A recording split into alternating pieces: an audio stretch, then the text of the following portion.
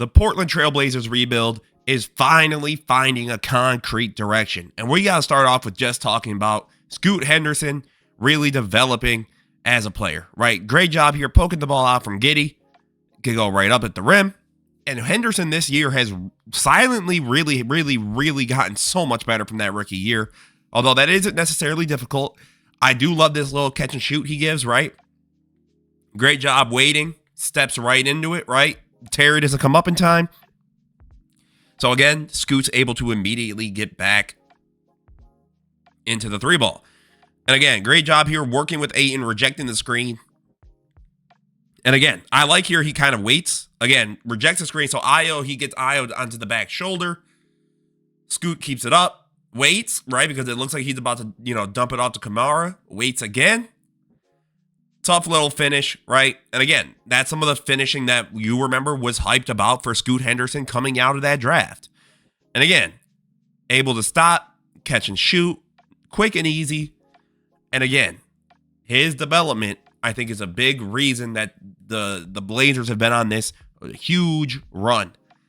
The Portland Trailblazers are 9-1 in their last 10. This includes beating teams like Phoenix twice, beat teams like the Bucks. They just beat the Pacers, who were red hot, right? They've had a lot, and they beat Orlando. They've had a lot of really good victories. And with those victories in mind, it's important that we look at, again, I think they finally have figured out their direction. Players like Scoot are showing that they can legitimately be a part of the future. Toumani Camara has been a defensive anchor with this team, right? Like, obviously, Ayton is their big man, but he's been nothing short of a defensive lockdown. Scoot's finally developed a three ball. And if we look at Scoot for the season, right? Scoot's averaging 13, 3, and 5 on 43 from the field, 37 from 3 on about 3 or 4 a game. So significant improvement from the year before, and 79 from the line. And then in this 10-game stretch, Scoot is 15, 4, and 6 on 47 from the field, 42 from 3 on about 4 threes a game, and 82 from the line. Now, obviously, do I know if this team's going to stay this red hot? Absolutely not. But if you are the Blazers front office, you feel far more confident when you look towards players like Anthony Simons. You're like, maybe we can deal you, right? Maybe we can finally move into the Scoot as our lead guard era with Sharp around him. You got Camara now. You could even move on from Ayton if he continues to bring this value up. This Blazers team has been nothing short of remarkable. Right. And again, I think Scoot just developing as a scorer is a big reason, because his lack of scoring was just, it was starting to become abysmal. Like, at that point, it's just a negative if you literally cannot create for yourself and cannot get a bucket for yourself. Again, great job here, right? Waiting, gathers. And again, just slows the game down, gives it up to Denny, gets right back. Like, moments like this is where you see the athleticism that people talked about with Scoot. Like, that's a great move from Scoot to help get your team up now 13, right? Again, nothing short of remarkable. And again, I want to talk a little bit about his playmaking too. Because with Scoot developing as a scorer now, I believe this will help his playmaking. And again, his playmaking was very hyped coming into the draft. Great job just dumping it down to Ayton, which is why it's important that when he rejects that screen later, the team kind of stuck towards Ayton because they didn't want to give up that easy bounce pass. And this is just a beautiful pass, right? Just drives. Danny does a great job of sinking in. Levine sticks in the restricted area. And this is just a dot. Like, that's some NFL quarterback. That's a dot. And that's a pass he should have made, right? And instead, he just gets the board, right? And just immediately right back to Ayton. Gets the easy stop or the easy bucket at the rim. I love how he's been able to incorporate his bigs. And I think that's going to be very important, especially when, again, guys like Donovan Clingan are on this team still, right? And he can then help get him involved and get him easy buckets. And again, I think this would not have been possible if he was still just as putrid of a scorer as he was last year. Like, that's a tough pass. Like, this is incredibly tough. Going back away from Vooch, but towards Ayton, putting it right on the money. Like, that's a difficult read to make, right? Scoot misses here. They get the ball out to him. Just right back out to Grant. Easy catch and shoot, right? I think Scoot's making the game simpler for himself. I think Chauncey Billups, we need to credit him. Like, for whatever has happened in these last 10 games, this team has found a legitimate rhythm. And I think that that's very important for this squad. And now let's get into Toumani Camara, who I believe, again, has just been nothing short of a defensive anchor or a lockdown. When we look towards Camara and his stats, Camara's averaging 10, 6, and 2 on 46 from the field, 37 from 3, and 73 from the line. That's for the season overall, right? But again, Camara does a great job here as the man gets forced out of bounds trying to go towards Randall. Camara does a great job of reading it here.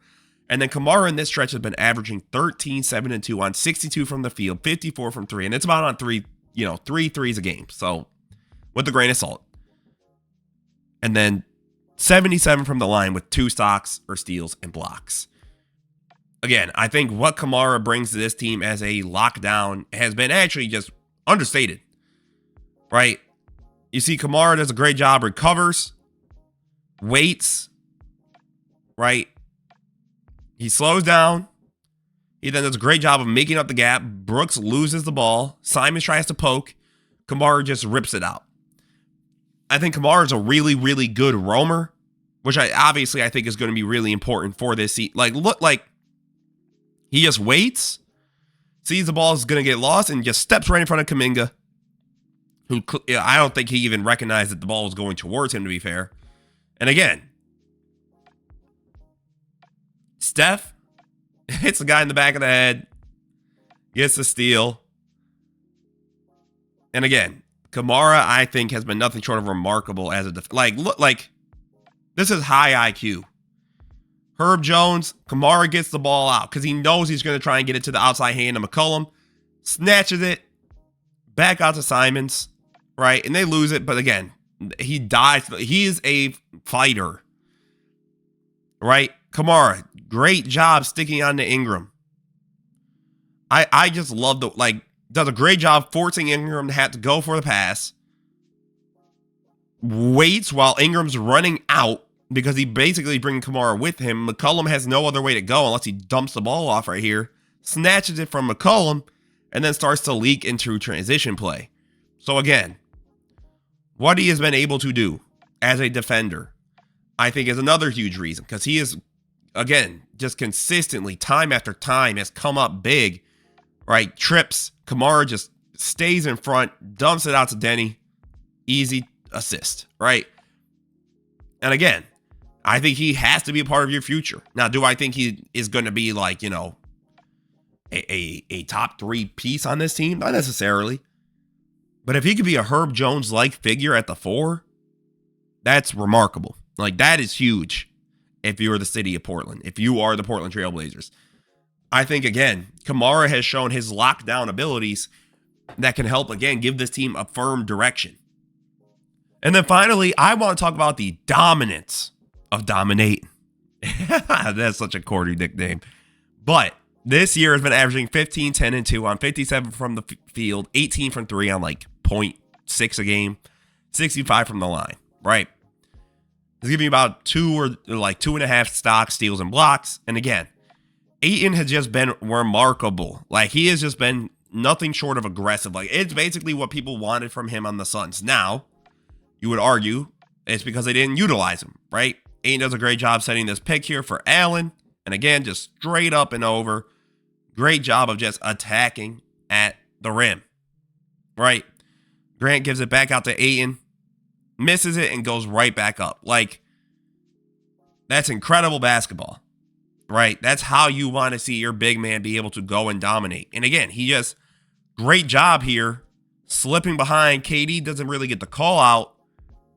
So again, Scoot, incredible pass, can go right up and in.